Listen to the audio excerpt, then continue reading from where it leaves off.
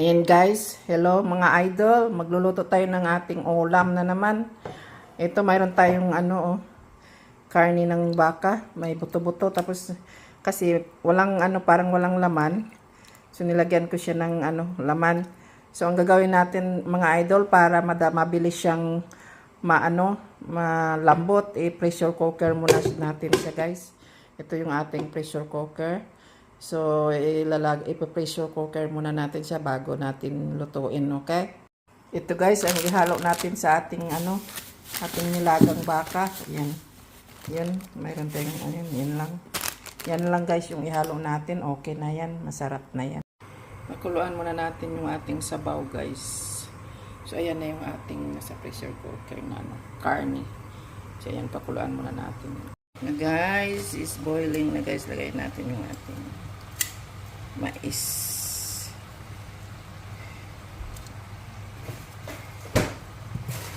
Mais.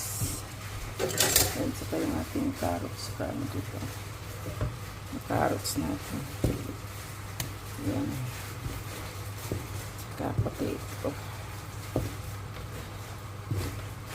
Ayan. Ating nilaga guys. Yung laga natin.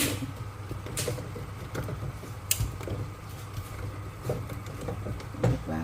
Ayan. So, next ay yung ating karne na lagay natin yung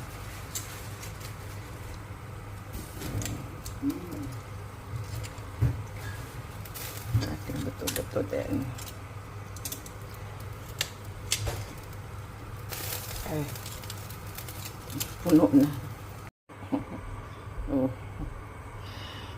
Dami. Tingnan mo guys. Parang isang linggo na naman akong hindi.